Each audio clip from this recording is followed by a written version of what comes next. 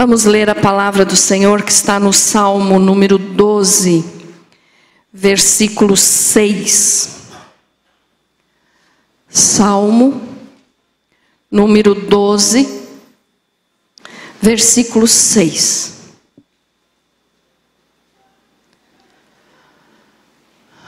Que diz assim, ó: as palavras do Senhor são palavras puras, prata refinada em cadinho de barro, depurada 7 vezes.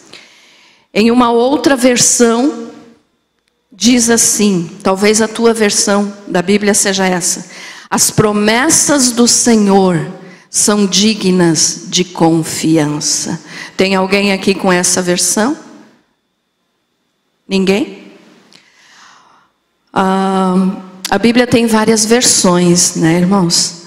Mas não são várias Bíblias, é uma Bíblia. Às vezes muda uma ou outra palavra para o nosso melhor entendimento. Mas é a mesma coisa. Então nessa versão que nós lemos é: as palavras do Senhor são palavras puras, como prata refinada numa fornalha de barro, purificada 7 vezes. E na outra versão diz assim: as promessas do Senhor são dignas de confiança. Querido Jesus, que esta palavra seja para a tua glória. Amém. Pode se assentar. Graças a Deus. Vou pedir também para Léo, coloca aí para nós 2 Timóteo 3,16. Só para confirmarmos o que eu estou falando aqui, daí começo a explicar. 2 Timóteo 3,16. Toda a Escritura é divinamente inspirada e proveitosa para ensinar, para repreender, para corrigir, para instruir em justiça. Por que eu fiz questão de ler esses 2 versículos? Porque algumas pessoas acham que a Bíblia é simplesmente mais um livro com meras palavras que não tem poder. Mas aqui a própria Bíblia se afirma, dizendo que ela é digna de toda confiança. E as pessoas que não acreditam, né, na Bíblia, muitas vezes usam a desculpa e dizem assim: foram escritas por homens, então o papel aceita tudo. Que também é outra coisa que falam, né, quando querem dizer que a Bíblia não tem valor. Mas quando me falam isso, eu sempre respondo assim: mas por quem você queria que ela fosse escrita? Por um cavalo? Né? Tem que ser escrita por homens. Então, se tem que ser escrita por homens, Deus usou 40 homens num período de 1500 anos para escrever a Bíblia. E as pessoas também dizem, né, o papel aceita tudo. Daí eu gosto de perguntar assim: quantos anos você tem? Quando a pessoa vem falar para mim que não acredita que a Bíblia é a palavra de Deus, eu pergunto: quantos anos você tem? E aí a pessoa vai dizer, né, a sua idade, 30, 50, sei lá. Aí eu digo assim: como é que você pode ter certeza que você tem essa idade? Porque eu tenho a certidão de nascimento. E na certidão de nascimento está lá escrito o dia e o ano que eu nasci, e os meus pais assinaram. Aí eu digo: então, se você acredita na tua certidão de nascimento, que é um papel, por que você não acredita na Bíblia, que também é um papel? Né? Então as pessoas querem querem depreciar a palavra do Senhor, querem desvalorizar. Mas a Bíblia é digna de confiança. E por que eu estou te falando isso? Porque hoje na mensagem, essa aqui ainda não era a mensagem, tá, irmãos? Era só para começar. Hoje na mensagem eu quero te falar de coisas que você e eu, que nós temos que fazer até chegar o momento do arrebatamento da igreja. Aí você diz assim, a Bíblia fala, mas como que eu vou acreditar? Pelo que eu te falei agora há pouco. Foi Deus que escreveu e ela é digna de confiança. Então, tudo que eu te falar aqui está escrito na Bíblia. E se está escrito na Bíblia, é digno de confiança e nós temos que pôr em prática na nossa vida. Amém? Então, eu vou estar te falando aqui de coisas que nós temos que fazer até chegar o momento do arrebatamento da igreja. Ah, pastor, hoje é dia de ceia, você vai falar sobre arrebatamento? Com certeza. Mas com toda certeza, né? Porque se a pessoa não está preparada para participar da ceia, muito menos para ser arrebatada. Então nós vamos entender aqui coisas que a palavra do Senhor nos diz, que nós temos que estar fazendo até chegar o momento do arrebatamento. Vamos ver a primeira coisa, o primeiro ponto que eu vou falar aqui. Hebreus 10, 25. Hebreus 10, 25.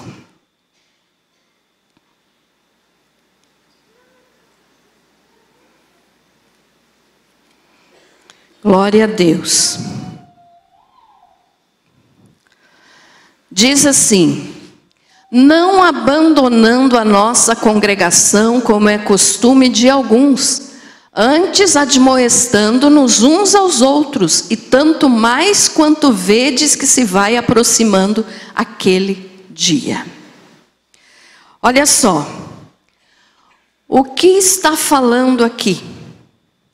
Que nós temos que ir, ouvir, já que estamos aqui, né? Nos cultos. Como assim, pastora? Eu estou aqui, então eu estou cumprindo o que o Senhor está mandando, amém? Hoje você está cumprindo, mas e os dias que você fica em casa, sem se preocupar que você poderia estar na igreja e obedecendo a palavra do Senhor? Olha só, aqui não é conversa de pastora querendo que a igreja esteja cheia, tá? Isso eu quero, que a igreja esteja sempre cheia. Nem sempre está. Mas não é isso que eu estou falando. É a palavra de Deus que está falando. Quando diz assim, ó, não abandonando a nossa congregação. O que significa isso? Tem gente que pensa que assistir mensagens por internet é a mesma coisa que vir na igreja. Olha só. Nós temos o canal, né, Banda Seres, o canal da nossa igreja, tem lá as mensagens que a gente insiste para você assistir. Mas não é a mesma coisa que você frequentar a igreja. É errado, pastor, eu assistir mensagens em casa? Claro que não, assista quantas você puder. Só veja de quem que você está assistindo, né? Porque tem gente por aí que só anda falando bobagem na internet. E com a pandemia, isso aqui aumentou muito. As pessoas meio que se acostumaram a ouvir mensagens em casa, confortável. Está ali, não precisa se arrumar para sair de casa, está de pijama, está com a roupa que estava em casa. Pode estar comendo e assistindo uma pregação. Dá vontade de ir no banheiro, pode ir. Então é mais confortável. Mas a palavra do Senhor nos diz que nós não podemos deixar de nos congregar. O que é congregar? É nos reunir. É nos reunir. Então, quando é necessário que você realmente tenha um problema, que não possa vir aos cultos, tudo bem. Assiste em casa. Mas tem gente, como eu já preguei aqui outros dias, nós estamos vivendo uma geração de crente preguiçoso. quando é só por preguiça que você fica em casa, você não está obedecendo a palavra do Senhor. Ah, pastora, é porque você quer a igreja cheia? Não, é por causa daquilo ali, ó, que eu tenho que ensinar para vocês e pôr em prática na minha vida também. Olha só, não abandonando a nossa congregação como é costume de alguns. Algumas pessoas agora, nesse tempo, estão tão acostumadas com a facilidade, né, da tecnologia, que acham mais confortável ficar em casa. Aí na igreja é tão trabalhoso. Mas o que a Bíblia está falando? Não deixe de congregar, ou seja, não deixe de ir nos cultos. Pastor, eu tenho que ir no culto? Claro que tem. Posso assistir mensagem em casa? Pode, mas aquele dia que você realmente não possa vir na igreja. Não caia nessa armadilha do inimigo, irmãos, que está fazendo com que a geração de hoje, geração de crentes, a geração do final dos tempos, que é a que nós estamos vivendo, se torne uma geração preguiçosa. A gente vê tanta preguiça no meio dos ditos cristãos. Ah, vou ficar em casa, vou assistir. A casa do Pai é onde Ele dá a bênção. Quer ver? Vamos ver aqui, ó. Salmo 133, Léo. É onde o Pai ordena a bênção. Não deixando de nos congregar, irmãos. Congregar é reunir. Salmo 133. Olha o que diz o Salmo 133. Salmo de Davi. Ó, quão bom e quão suave é que os irmãos vivam em união. É como óleo precioso sobre a cabeça, que desceu sobre a barba de Arão, que desceu sobre a gola das suas vestes. Como o orvalho de Hermon, que desce sobre os montes de Sião. Agora preste atenção aqui, ó. Porque ali o Senhor ordenou a bênção, a vida para sempre. É na igreja que o Senhor ordena a bênção. O que é isso? É na igreja que o Senhor abençoa. Ah, então lá na minha casa Deus não me abençoa? Claro que abençoa. Mas é na igreja que Ele vai estar abençoando o seu povo, reunido, unido, onde a bênção é ordenada, onde a bênção se torna maior. E aí no detalhe lá de... Eu preciso que você volte de novo lá em Hebreus, Léo, 10, 25, para nós lermos o finalzinho do versículo, que é onde diz que até que o Senhor venha, nós temos que fazer isso. Frequentar os cultos, ir nos cultos. Olha só, diz ali, ó, antes admoestando-nos uns aos outros. O que é isso? Falando, irmãos, né? Vamos vir nos cultos, vamos, incentiva, convida, anima o povo para vir nos cultos. E daí diz, e tanto mais quanto vedes que se vai aproximando aquele dia. Aquele dia, o que é isso? O dia do arrebatamento. Então nós temos que congregar, nós temos, 25, nós temos que nos congregar até chegar aquele dia. Que dia? O dia do arrebatamento. Não adianta, irmãos, dizer que é cristão e não aparecer na igreja. O que é isso? É cristão só de nome, de aparência, de fachada? Então, uma das ordenanças de Deus para nós, a igreja, uma das que eu vou falar aqui, é frequentar os cultos. Eu sei que tem gente que trabalha nos horários de culto, isso é, vamos dizer assim, que é aceitável. Tá, irmãos? Está trabalhando. Mas eu estou falando aqui daquele que fica em casa, que é um preguiçoso, e que prefere ficar em casa tomando café, enchendo a barriga, e não vir alimentar o espírito. Então isso é errado. E o Senhor nos diz então que uma das coisas que nós temos que fazer até nós sermos arrebatados é frequentar os cultos. Não abandone a congregação. O que é a congregação? É a igreja. Não abandone a igreja. Ah, pastora, mas tem quantos cultos por semana? Eu posso ir em um só? Fica a teu critério. Se você pode todos os dias estar na igreja, esteja em todos os cultos. Se você está trabalhando os outros dias, venha pelo menos em um dia da semana. Mas venha. Não é a pastora que está falando. É a Bíblia, é Jesus. Que nós não podemos deixar de frequentar os cultos até que Ele venha. Por quê? Porque se nós deixarmos de frequentar os cultos, nós vamos nos esfriar.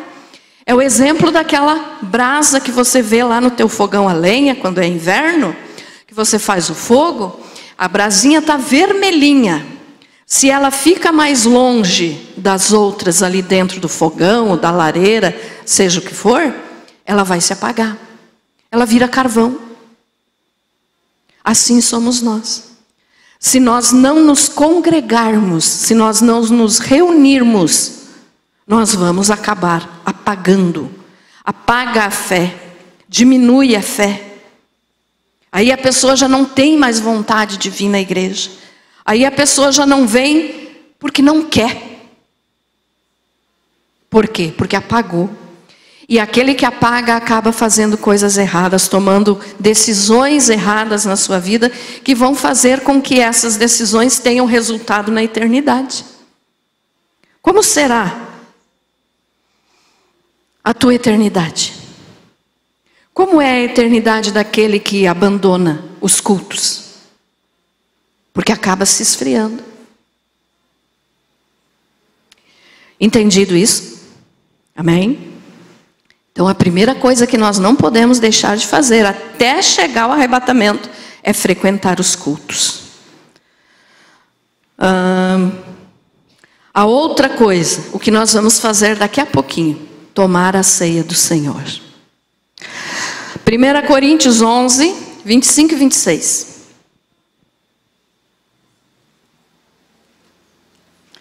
1 Coríntios 11, 25 e 26, nos diz assim: semelhantemente também depois de cear, tomou o cálice dizendo: este cálice é o novo pacto no meu sangue, fazei isso todas as vezes que o beberdes em memória de mim.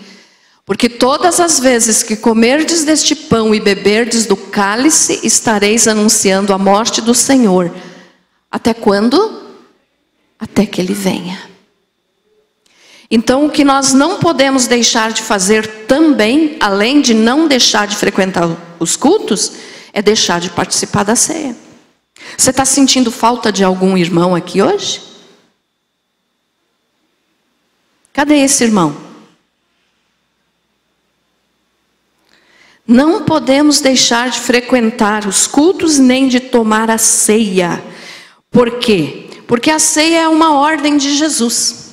Jesus deu duas ordens separadas dos mandamentos, que foi a ceia do Senhor e o batismo nas águas. A ceia nós fazemos para anunciar o que Ele fez por nós, como nós lemos ali, anunciando a morte do Senhor. Quando nós participarmos da ceia daqui a pouquinho, nós vamos estar anunciando, fazendo lembrar para nós mesmos e para aqueles que estão aqui e para aqueles que sabem que nós estamos aqui participando da ceia, que o Senhor Jesus morreu por nós. Então nós não tomamos a ceia, irmãos, por causa de um compromisso. Porque se eu não tomar a ceia, o Senhor vai mandar um raio na minha cabeça. Não é isso. O Senhor quer nós perto dEle. Então nós temos que participar da ceia para mostrar para nós mesmos, em primeiro lugar, que Jesus morreu por nós. Ou seja, Ele nos amou a tal ponto que Ele entregou a vida dEle para nos salvar. Então Ele não entregou a vida dEle, como eu digo sempre para vocês, e vou sempre dizer enquanto eu estiver aqui, Ele não morreu para te deixar rico. Ele não morreu para te curar. Ele não morreu, irmãos, para te dar conforto. Ele morreu para salvar a tua alma. Então, quando nós participamos da ceia, quando você pega o pãozinho e toma o suco, come o pãozinho e toma o suco, você está lembrando que Jesus fez o sacrifício por você. Que você era que tinha de estar naquela cruz. Que eu é que tinha que estar naquela cruz. Mas Ele morreu no nosso lugar. E quando Ele morreu no nosso lugar, então Ele salvou a nossa alma. Jesus veio para salvar a nossa alma. Ah, pastora, mas que eu ouvi por aí que se eu viesse para a igreja eu não ia mais ter problema financeiro, eu não ia mais ficar doente. Mentira, te enganaram. Você vai ter mais problema. Você vai ter mais lutas para enfrentar. Por quê? Porque você não é mais do mundo, então o mundo todo vai vir contra você. Só que tem um detalhe. Cada luta que nós enfrentarmos, o Senhor vai nos dar vitória.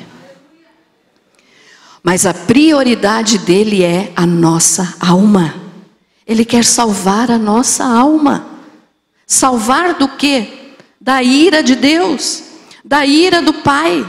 Salvar do inferno.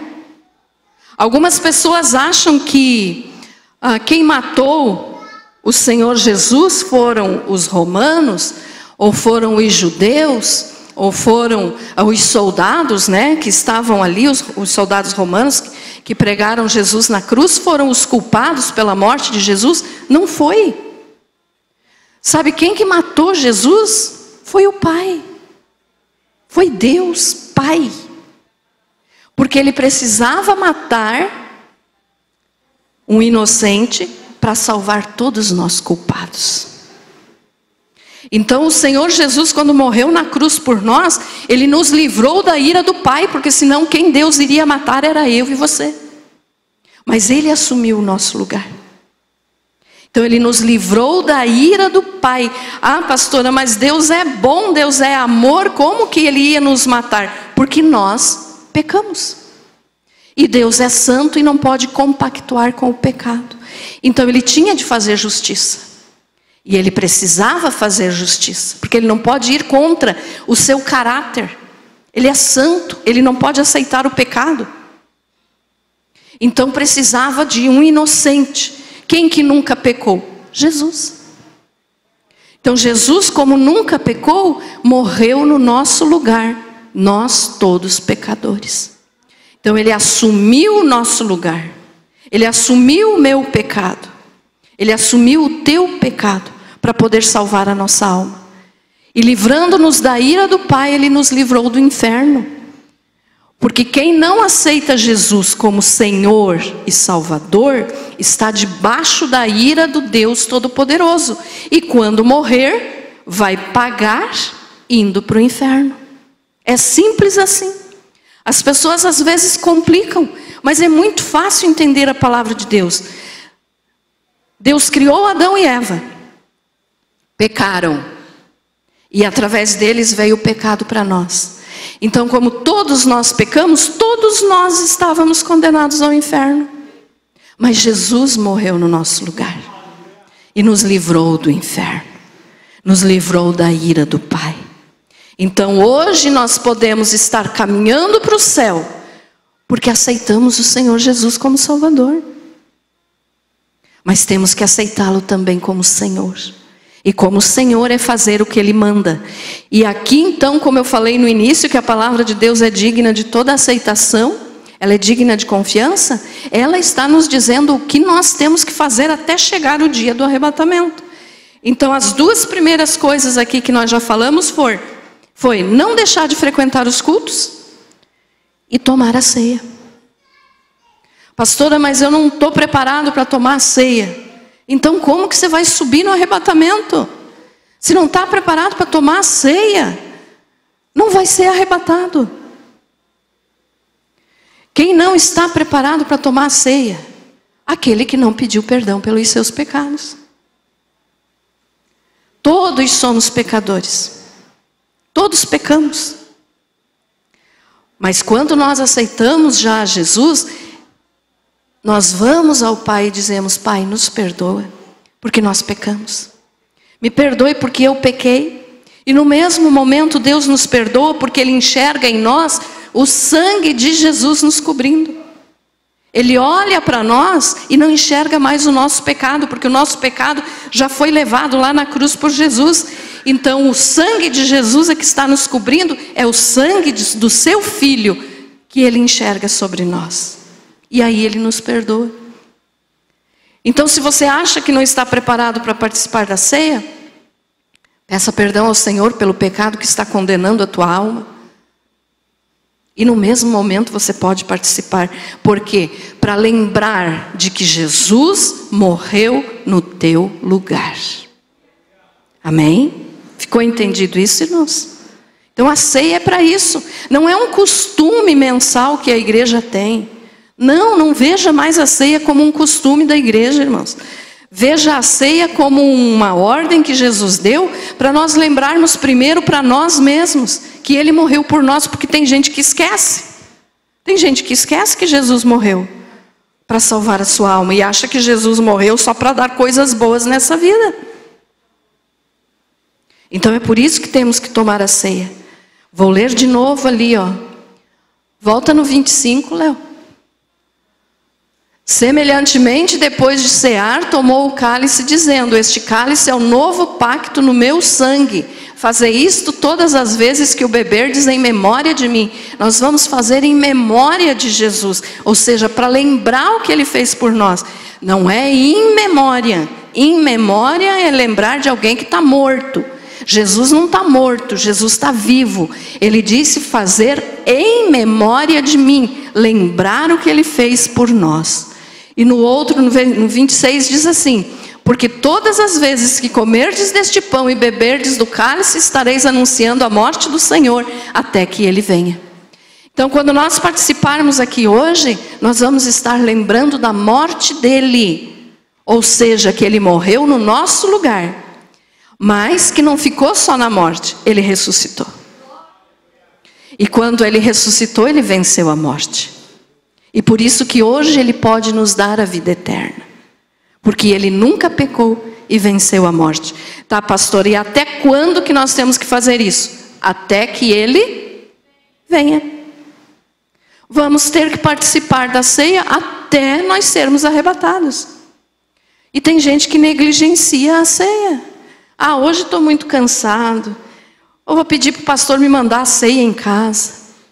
Irmãos, a gente manda a ceia em casa. Mas para aquele que está doente, impossibilitado de vir ao culto. Por algum motivo muito sério, não possa vir ao culto. Mas só para a pessoa ficar, desculpe a expressão que eu vou usar, mas esquentando o sofá ali. Ou seja, só fica sentado assistindo televisão e não se levanta para vir à igreja. Para esses nós não podemos mandar. Então, quem leva a ceia, nós temos aqui o irmão Agenor, sempre leva a ceia, né, irmãos? Para quem está doente, para quem está precisando, para quem está impossibilitado, com algum problema muito sério. Mas não só porque quer ficar em casa. Ah, porque hoje eu estou muito cansado, eu vou ficar em casa, depois os irmãos trazem a ceia para mim. Cuidado, tu está negligenciando a ceia. E a ceia é do Senhor. Nós temos que respeitar as ordens que o Senhor deu para nós. Amém? Ficou entendido isso? Então, por favor, não vamos sair dizendo que a pastora não manda a ceia para ninguém. Bem, pelo contrário, eu mando sim. Mas para aquele que está com um motivo justo. Não porque estava com fome e vou ficar jantando, depois eu pego a ceia na igreja. Isso nem é ceia. Daí você não vai estar participando da ceia. Você vai estar comendo um pedacinho de pão e bebendo um pouquinho de suco. Não é a ceia do Senhor daí. Então, para enviar a ceia para alguém, tem que ser numa situação de urgência. Entendido isso, irmãos? Amém? Por quê? Porque voltando lá na primeira coisa que nós temos que fazer, que é frequentar o culto, nós temos que nos congregar. E a ceia é para tomar juntos, o povo de Deus tomar a ceia do Senhor juntos. Amém? Muito bem, então temos que vir nos cultos e tomar a ceia, até sermos arrebatados. Outra coisa, 1 Tessalonicenses 3, 12 e 13. 3, 12 e 13. Diz assim,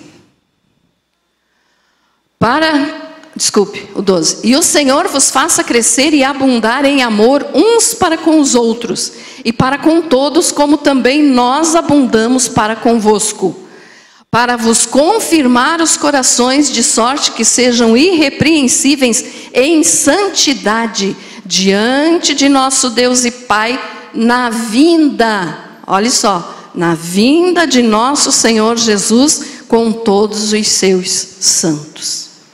Então, o que está dizendo aqui? Além de frequentar os cultos, além de participar da ceia, nós temos que amar uns aos outros. Amar uns aos outros. Deus é amor. Falei agora há pouco que Deus é juízo também. Mas Deus é amor. Quem não ama, não está em Deus. Porque Deus é feito de amor. É muito difícil para nós tentarmos explicar Deus.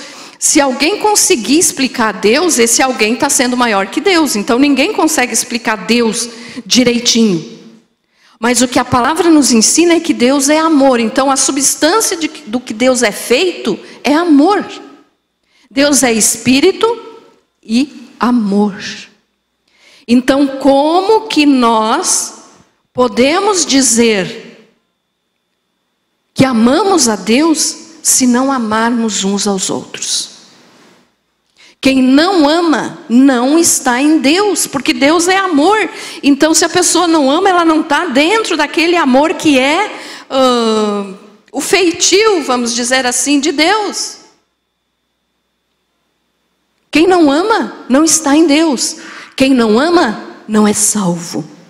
Ah, pastor, agora você pegou pesado. Quem não ama não é salvo? Não.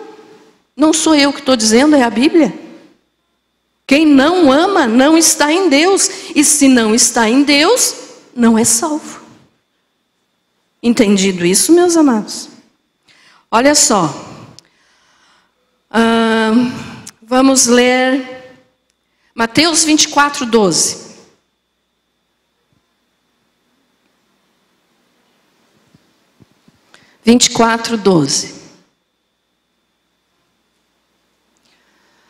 E por se multiplicar a iniquidade, o amor de muitos esfriará. O Senhor Jesus falou isso aqui. Conforme vai chegando mais perto do dia do arrebatamento da igreja, o amor de muitos vai se esfriar. Como assim, pastor? Só pensam em si mesmos.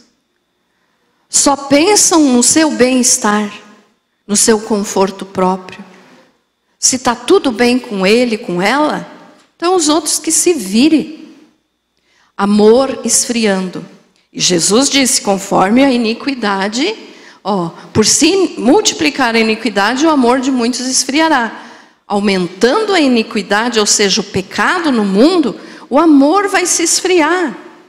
E Jesus não estava falando isso aqui para o povo que está lá fora no mundo ainda.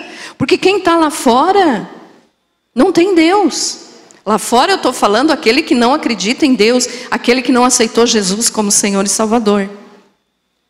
Então esses, Jesus não estava falando para eles, porque eles já estão na iniquidade, já estão no pecado. Então o amor deles já é frio. Mas quando Jesus disse isso aqui, e por se multiplicar a iniquidade, o amor se esfriará de muitos, é para nós. Para nós que dizemos que somos cristãos e que frequentamos uma igreja. Não é para o povo que ainda não conhece Jesus. Eles não conheceram ainda o verdadeiro amor. Temos que orar para que eles conheçam, mas ainda não conhecem.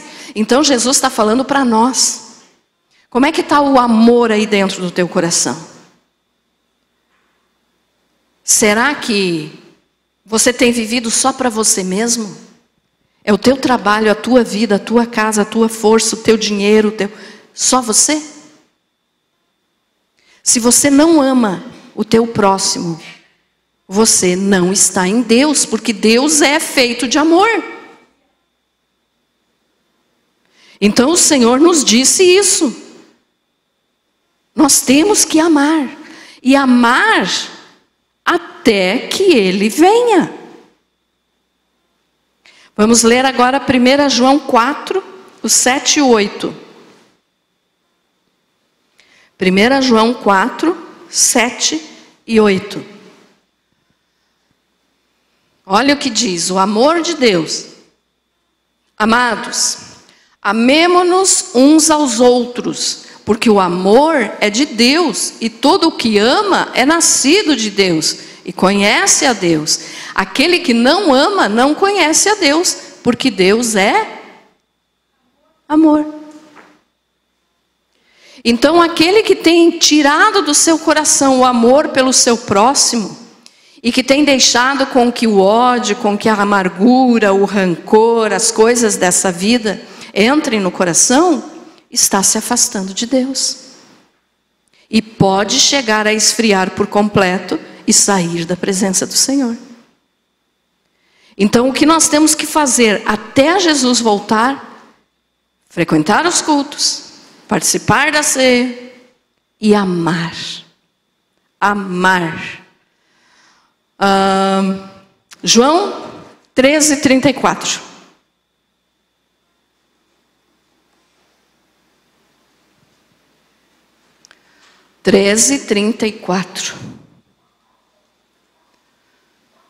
Olha o que diz: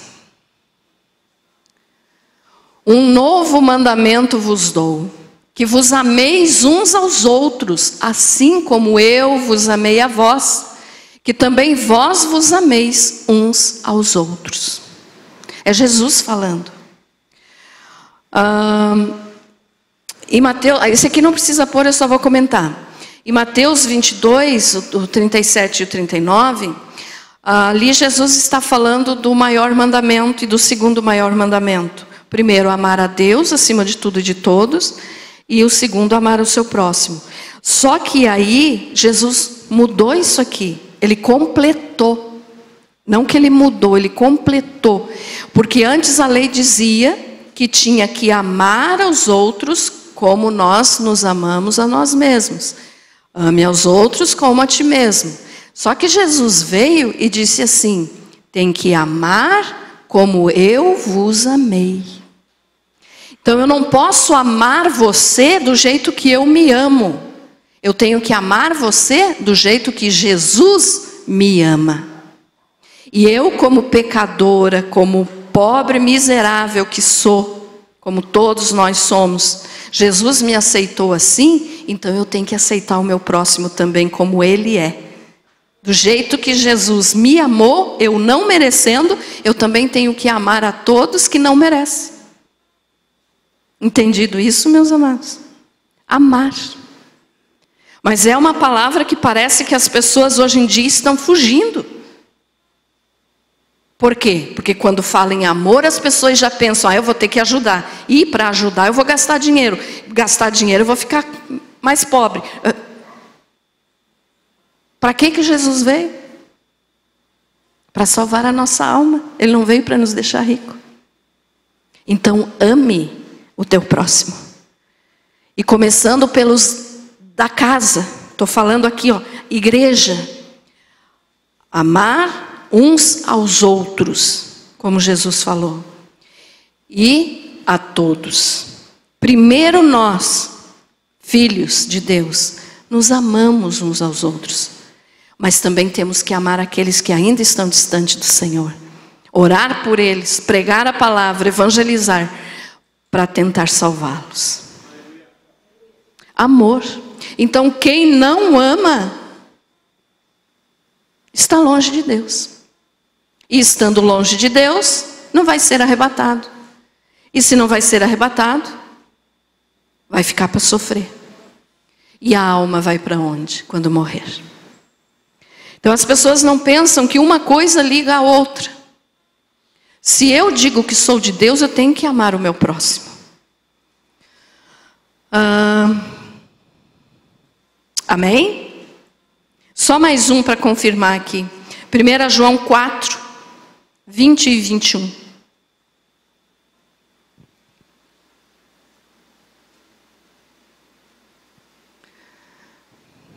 Se alguém diz eu amo a Deus e odeia a seu irmão, é mentiroso. Pois quem não ama a seu irmão ao qual viu, não pode amar a Deus a quem não viu.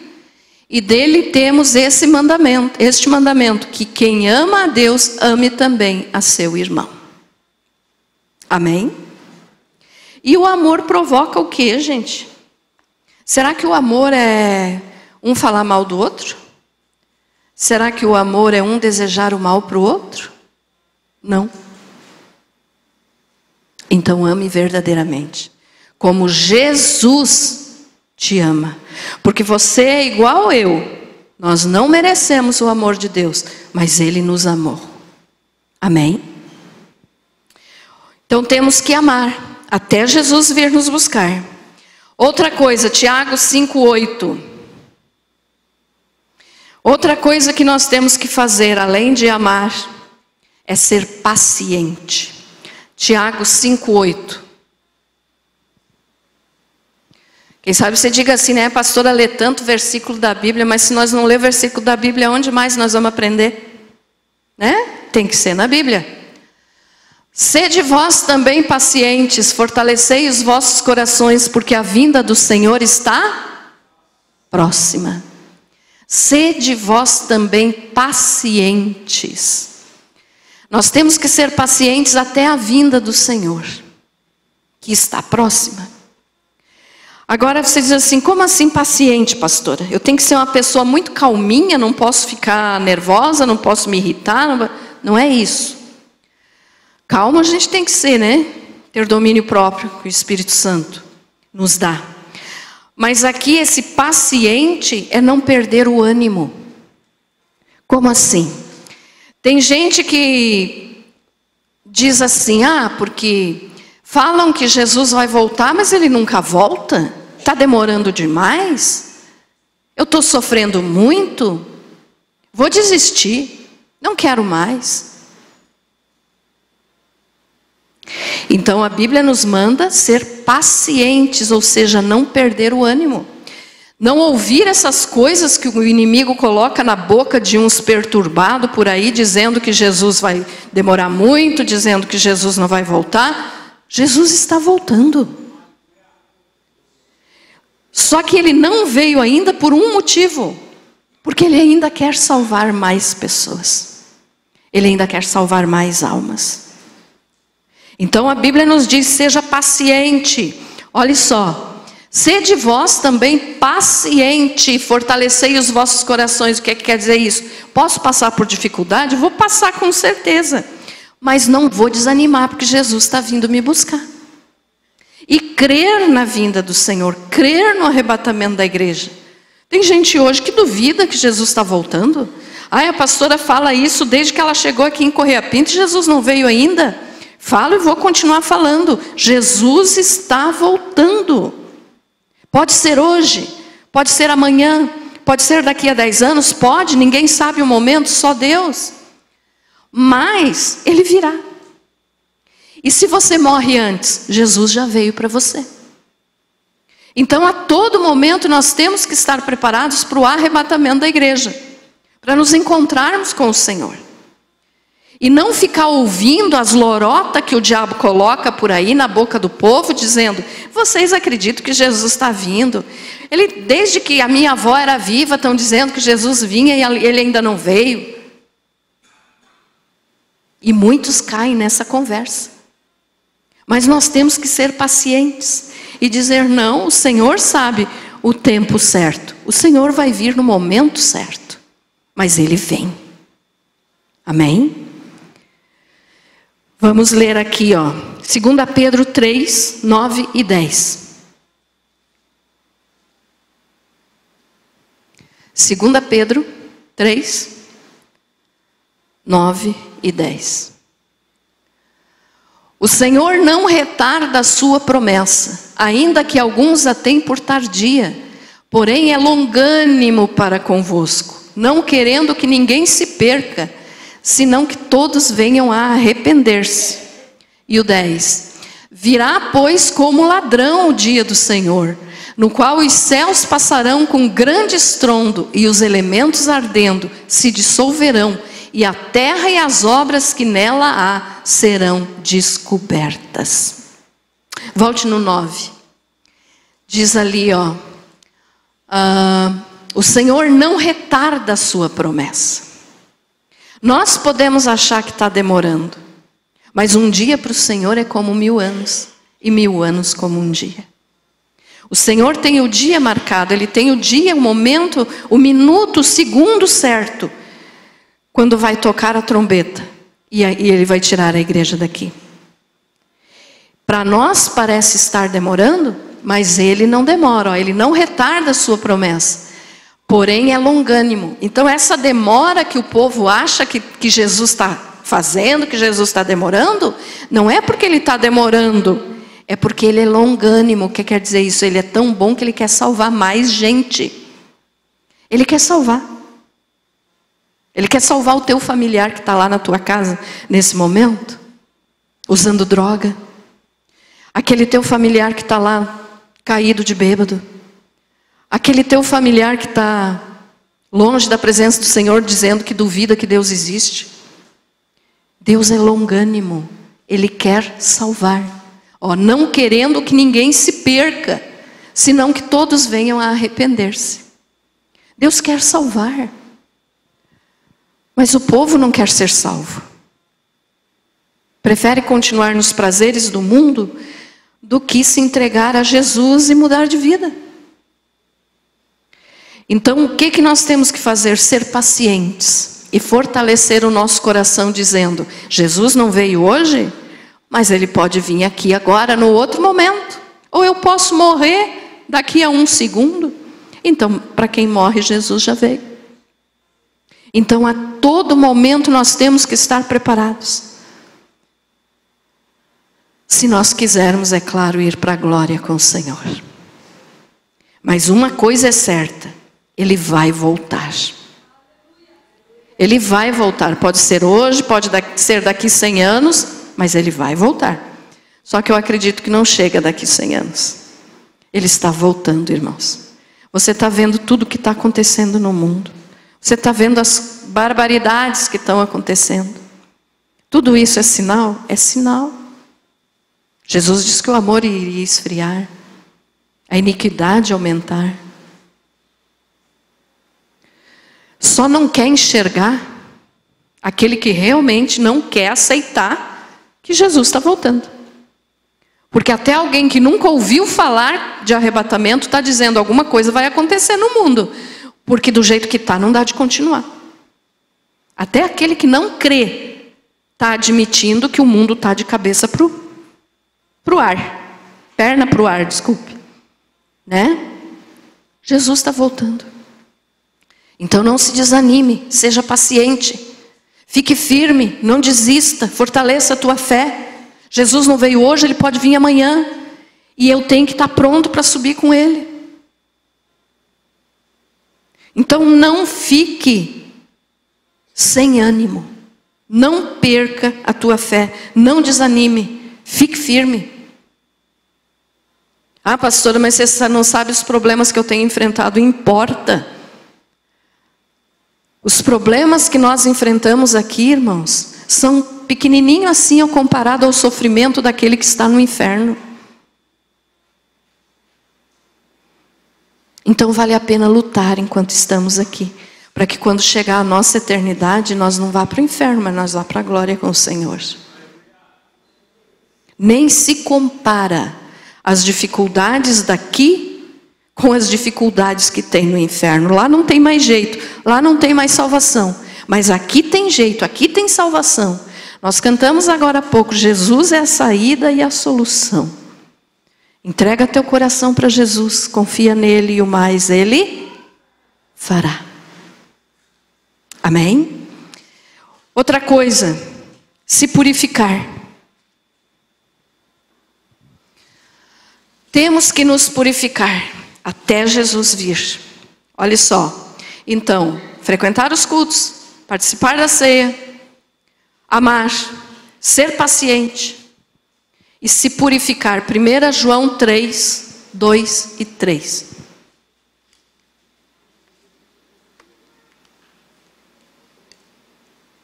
Eu já estava com saudade de pregar para vocês, né? Porque a campanha deixa a gente assim meio deslocado nos dias de pregação. Então, vamos lá. 1 João 3, 2 e 3. Amados, agora somos filhos de Deus, e ainda não é manifesto o que havemos de ser. Mas sabemos que quando Ele se manifestar, arrebatamento, seremos semelhantes a Ele, porque assim como é, o veremos. E todo que nele tem esperança purifica-se a si mesmo, assim como Ele é puro. Então a palavra está dizendo, aquele que quer ser salvo, se purifique até o dia que Ele se manifestar. Quando que vai ser essa manifestação? Para a igreja no arrebatamento, para o mundo na segunda vinda. Mas Ele vem. Então até nós sermos arrebatados, nós temos que nos purificar. Quem está esperando o arrebatamento, irmãos, tem que se purificar todo dia. Ah, pastora, mas como que a gente se purifica? Se limpa. Quando você trabalhou bastante o dia inteiro, você está tudo sujo, com a roupa tudo suja, cansado, suado. Ainda mais agora com esse calorão, né? Que não adianta tomar banho, a gente já sai suado de dentro do chuveiro, dentro do banheiro. Dentro do chuveiro não dá, né? A gente se suja, cansa, soa. Quando você descansa, você toma aquele banho gostoso, se acalma, você está se limpando o corpo. Mas para limpar a alma, só tem um produto que limpa a nossa alma. Quem é que sabe qual é? O sangue de Jesus. Se purificar no sangue de Jesus. Como assim? Se arrepender dos seus pecados. Deixar de fazer as coisas erradas que tem feito. Se purificar, se limpar. Eu sempre explico aqui, que quando uma pessoa aceita Jesus, 3 coisas acontecem com ela. No seu espírito ele é justificado. Na sua alma ele entra em processo de santificação. E no seu corpo ele fica se preparando para o momento de ser glorificado no arrebatamento.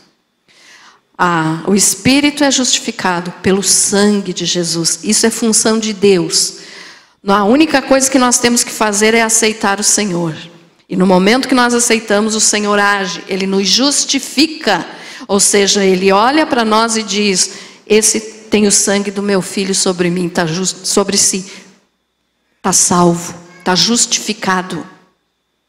Então é justificar, é se limpar, é se arrepender. E a alma entra no processo de santidade. O que é isso? Vou mudar de vida. Se eu roubava, não roubo mais. Se eu mentia, não minto mais. Se eu me prostituía, não me prostituo mais. Se eu era viciado, vou abandonar o vício. É isso. Isso é santidade. E essa santidade nós temos que praticar até o momento de nós sermos arrebatados. Se nós não praticarmos a santidade, ou seja, se nós não nos limparmos, nós não vamos ser arrebatados. E o corpo então vai ser glorificado, transformado e glorificado no momento do arrebatamento. Mas se nós não santificarmos a nossa alma, o corpo não vai ser glorificado, porque não vai ser arrebatado. Ficou entendido isso? Amém? Olha só, então a purificação, a santidade pertence a nós, irmãos. Não adianta você orar e dizer assim, Senhor, me ajude, tire o orgulho de dentro de mim, tire a mentira dos meus lábios. É você que tem que agir, não é Deus que vai fazer isso por você. Ele já fez no teu espírito, Ele te justificou. Mas a tua santidade é decisão tua. É você que vai tomar a decisão de mudar de vida. É você que vai tomar a decisão de não ser mais um viciado. É você que vai tomar a decisão de não ser mais um mentiroso. É você que vai tomar a decisão de viver para Deus. Amém? Então isso nós temos que fazer até o dia do arrebatamento. Não adianta nós falarmos que estamos esperando o arrebatamento se nós não nos purificarmos. Vou ler de novo ali, E todo o que nele tem esta esperança, ou seja, de ele se manifestar no arrebatamento, purifica-se a si mesmo, assim como ele é puro. Nós só vamos poder encontrar o Senhor Jesus, que é puro, se nós nos purificarmos. E nos purificamos de que maneira? Nos arrependendo dos nossos pecados, mudando de vida, entregando o nosso coração, nossa alma para o Senhor e vivendo para Ele. E fazendo de tudo para não fazer mais as coisas erradas que nós fazíamos. Mas não pense que você não vai ser tentado a fazer. Se uma pessoa tinha o costume de roubar, o diabo sempre vai colocar oportunidades na vida dessa pessoa para que ele queira roubar. Mas se ele tomou a decisão de mudar de vida, ele não vai mais roubar. E não diga assim, o diabo me fez roubar, ou me fez pecar, ou me fez cair, me fez mentir. Mentira tua. Porque o diabo não pode fazer ninguém pecar. Ele nos tenta, mas ele não tem poder para fazer nós cair no pecado. Ele nos tenta.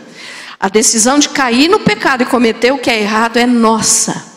Então, por isso que nós temos que nos purificar, até que Jesus se manifeste. Amém? Amém, irmãos? Entendido isso? Então, limpe teu coração. Outra coisa, já vou terminar, tá? Tenha paciência mais um pouquinho com a pastora. Como eu falei, eu estava com saudade de pregar. Não julgar. 1 Coríntios 4, 5. 1 Coríntios 4, 5. Portanto, nada julgueis antes do tempo, até que venha o Senhor, o qual não só trará à luz as coisas ocultas das trevas, mas também manifestará os desígnios dos corações, e então cada um receberá de Deus o seu louvor. Olha só. Portanto, nada julgueis antes do tempo, até que venha o Senhor. Até que venha o Senhor? Arrebatamento. Nada julgueis antes do tempo. O que é esse não julgar aqui? A gente faz julgamentos a vida inteira. Você julga coisas às vezes, por exemplo, você vai tomar uma decisão, se você vai comprar alguma coisa, um objeto na loja, você vai tomar uma decisão, você vai julgar entre um objeto ou outro para decidir qual que você vai comprar. Isso é um tipo de julgamento. Você não vai julgar, aqui está falando de não julgar, no direito de se achar Deus. É isso que está falando aqui. Por exemplo, um irmão pecou, caiu em pecado, a igreja ficou sabendo. Aí você vai e diz, está condenado. E ainda faz assim, está condenado, está julgado e condenado. Você não pode fazer isso. Só quem pode fazer é Deus. Olha lá, portanto nada julgueis antes do tempo, até que venha o Senhor. Quando Ele vier, Ele vai julgar. Porque Ele julga com equidade. O que é isso? Ele julga corretamente. Ele é justo.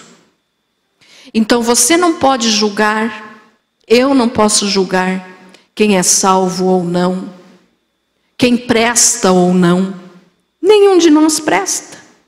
Mas tem gente que diz, fulano de tal não vale nada. Quem é você para fazer isso? Só quem vai julgar é Jesus quando Ele vier. No arrebatamento. Entendido isso, meus amados? Então, o que é que nós temos que fazer até Jesus vir nos buscar? Tudo isso que nós já falamos, e não julgar os outros querendo assumir o lugar de Deus. Tem gente que quer ser vice-Deus. Tem gente que decide, aquele lá vai para o céu, o outro vai para o inferno. Quem é você para decidir isso? Então nós não podemos julgar. Nesse sentido. Outras coisas, há julgamentos. Eu já até tenho uma mensagem aqui no canal que eu preguei sobre como que a gente deve julgar. Você pode entrar lá no canal, procura e assiste. Mas esse tipo de julgamento que eu estou falando aqui é não querer ser Deus. Querer assumir o lugar de Deus para dizer quem vai ser salvo ou não, quem está em pecado ou não, quem é que vai para o céu, quem é que vai para o inferno. Ficou entendido isso? Amém? Então isso é mais uma coisa que nós temos que cuidar, vigiar. Ó, Jesus não veio ainda, então nós temos que estar praticando isso aqui. Outra coisa, bem rapidinho agora para nós participarmos da ceia. 1 Pedro 5, 2 a 4. 1 Pedro 5, de 2 a 4. Apacentai o rebanho de Deus que está entre vós, não por força, mas espontaneamente, segundo a vontade de Deus, nem por torpe ganância, mas de boa vontade. Nem como dominadores sobre os que vos foram confiados, mas servindo de exemplo ao rebanho. E quando se manifestar o sumo pastor, e quando se manifestar arrebatamento, o sumo pastor, recebereis a imarcessível coroa da glória. O que está dizendo aqui? Essa palavra aqui é para pastores, tá, irmãos? Para mim, para vocês, irmão Agenor, para nós. Mas não só para nós. Para cada um que é líder, que tem uma certa liderança, que tem um grupo de pessoas ao seu comando, essa ordem é para essa pessoa. Por exemplo, aqui, nós pastores temos que lidar com o povo, lutar com você, no sentido não de lutar, brigar, mas se relacionar com sabedoria. E não constranger alguém. O que é constranger alguém? Constranger é obrigar, exercer uma autoridade que não nos foi dada. Essa autoridade só pertence a Deus. Então, para nós, pastores, líderes, e também para você que assume liderança lá na tua casa, essa palavra é para você também. Então, aqui ninguém está isento dessa palavra aqui. Nós todos temos que praticar isso aqui até Jesus voltar. Por quê? Porque nós temos que pastorear. Eu não sou pastor, eu não sou pastora. Você é, mesmo que você não queira. Você pode não ser o pastor de uma igreja, mas você é o pastor lá da tua casa. Ou de repente você tem um grupo de pessoas que trabalham para você. Você é o pastor daquelas pessoas. Tem que dar bom exemplo. Não constranger, não envergonhar, não machucar, mas cuidar, porque todos são ovelhas. Ficou entendido isso, meus amados?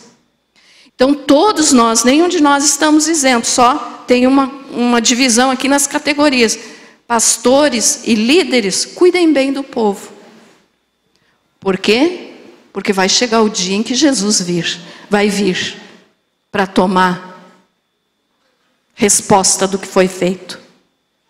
Mas para cada um de nós, porque você lidera na tua casa, você tem empregados, Deus vai cobrar como você trata os teus empregados. Você tem alguém abaixo da tua autoridade, exerça essa autoridade com amor e respeito. Olha só, pastorear é cuidar. Então isso aqui tem que ser feito até o dia do arrebatamento. Cuidar das pessoas que estão sobre nosso comando. Pastora, eu não tenho ninguém sobre o meu comando. Eu só sou mãe, pois pastorei teus filhos. Essa palavra é para todos, não tem como fugir. É para todos. Amém? Então não exerça autoridade forçada, tá? Seja um exemplo. E a última coisa então, que a Bíblia nos orienta que nós temos que fazer, aqui irmãos, dessas que eu escolhi para falar hoje, né? Judas 1, 21, só tem um capítulo, então a gente nem diz o capítulo, né? Mas o versículo 21 e 23. Judas só tem um capítulo, irmãos, então a gente nem fala o capítulo, tá? Do 21 ao 23 diz assim: conservai-vos no amor de Deus, esperando a misericórdia de nosso Senhor Jesus Cristo para a vida eterna. E apiedai-vos de alguns que estão na dúvida. E salvai-os, arrebatando-os do fogo, e de outros tende misericórdia com temor, abominando até a túnica manchada pela carne. Isso aqui é outra coisa que nós temos que praticar até chegar o momento do arrebatamento. O que é? Ganhar almas. Você tem ganhado alguém para Jesus? Ou você tem sido um exemplo que as pessoas dizem o quê? O Deus dessa pessoa e eu não quero. Olha o que é que ela vive fazendo. Às vezes você não precisa nem falar, mas o teu exemplo, o teu jeito de viver, o teu jeito de ser, faz alguém vir para Jesus através da tua vida. Amém? Então ganhar almas, tendo misericórdia com os que ainda não são salvos. Tem tanta gente por aí precisando ouvir uma palavra de que Jesus salva, de que Jesus ama, de que Jesus morreu no nosso lugar. E nós que já conhecemos a palavra, às vezes fechamos a boca. Mas diz aqui, lá no 21 diz assim: conservai-vos no amor de Deus, esperando a misericórdia de nosso Senhor Jesus Cristo para a vida eterna. A vinda dele. Ganhe almas, para que quando ele venha, essas almas sejam salvas. Aí no 23 diz o quê? E salvai-os arrebatando-os do fogo. Aqui tem um detalhe. E de outros tende misericórdia com temor, abominando até a túnica manchada pela carne. Esse versículo aqui quer dizer o quê? Nós temos que amar o pecador, mas odiar o pecado. Ah, pastora, hoje em dia tá esse movimento aí, né, não se pode mais usar essa palavra, mas como é que eu vou falar aqui? Porque tudo hoje em dia é perigoso falar, né, irmãos? Mas eu vou falar por dentro da Bíblia o que a Bíblia fala. A Bíblia condena o homossexualismo. Aí as pessoas dizem assim: ai, quero distância daquele lá, ou daquela lá. Tu está errado. Não podemos nos afastar dessas pessoas que estão escravizadas pelo inimigo nessa situação que eu falei. Temos que amar as pessoas, mas odiar o pecado. Ensinar que aquilo é errado, mas amar essa alma, trazer para a presença de Deus. A mesma coisa um viciado, alguém que está perdido no mundo, lá nas drogas. Aí a pessoa diz: eu quero distância dessa pessoa, porque o que vai aprontar? Vive drogado. Ei, você é melhor do que ele? Você é melhor do que ela? Não, nós somos todos iguais diante de Deus. Então temos que amar a alma, mas odiar o pecado, abominando até a túnica ou até a roupa manchada pela carne. Ou seja, aquilo que o pecado faz com a pessoa, nós não devemos concordar, mas devemos amar essa pessoa para trazê-la para Jesus. Então é ganhar almas. Ficou entendido isso? Jesus ainda não veio hoje, né? Ele pode vir ainda hoje, mas ele ainda não veio porque nós ainda estamos aqui. Então, enquanto estamos aqui, temos que ganhar almas para Jesus. Amém? E olhe só o detalhe, por que nós falamos ganhar almas? Porque é a alma que tem que se arrepender e se santificar. É a alma que tem que abandonar o pecado. É a alma que tem que vir para Jesus. Quantas almas você tem ganhado para Jesus? Ah, pastora, acho que nenhuma, então comece. Não sei pregar que nem você, pastora, não precisa. É só você dar bom exemplo de cristão que você está fazendo a melhor pregação que existe. Amém? Amém, meus amados? Muito bem. E aí, então, para terminar a mensagem, eu pergunto para todos nós, eu também me incluo nisso: como está sendo a nossa vida? Será que nós podemos cumprir a ordem que Jesus nos deu agora, participando da ceia, com um coração puro, sem ter ódio no coração, sem tratar os outros com indiferença? Eu vivo falando aqui para vocês também, nós somos todos iguais. Eu fui feita do barro. Você também. Ou tem alguém feito de ouro? Se tem alguém feito de ouro, pode se considerar melhor.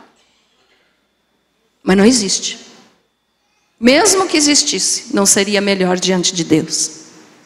Então, nós somos todos iguais. Nós fomos feitos do barro, do pó da terra. E para Ele vamos voltar, se morrermos antes de ser arrebatados. Como está o teu coração? Tudo isso aqui que eu falei, ai pastora, você falou tanta coisa que eu não me lembro mais. Eu repito, você tem frequentado os cultos com frequência de dizer assim, eu vou porque eu quero adorar a Deus, ou eu vou só porque eu quero ficar rico? Jesus não veio te deixar rico, Ele veio te salvar. Você tem frequentado os cultos e participado da ceia, sabendo que é para lembrar que Jesus morreu por você? Você tem sido paciente ou você tem praguejado, blasfemado, dizendo, eu não quero mais esperar Jesus, porque Jesus está demorando? Mas Jesus disse, sede pacientes, eu vou voltar. Ele diz, então esteja preparado. Você tem se purificado? Você tem mudado de vida? Ou você tem levado a mesma vida que você levava antes de vir para a igreja? A igreja não salva ninguém. Mudança de vida é necessária. Se não tiver mudança, a pessoa não teve conversão, não teve arrependimento. Você tem julgado os outros querendo ser Deus? Você tem pastoreado aqueles que estão sob tua liderança? Ou você tem constrangido essas pessoas achando que você pode mandar e fazer delas o que bem entende? E você tem ganhado almas para Jesus? Esses assuntos aqui que eu falei, então, são coisas que nós temos que continuar fazendo, quem está fazendo, e começar a fazer quem não está, até o dia do arrebatamento. Não parar. Não parar. Amém? Você foi abençoado com essa palavra?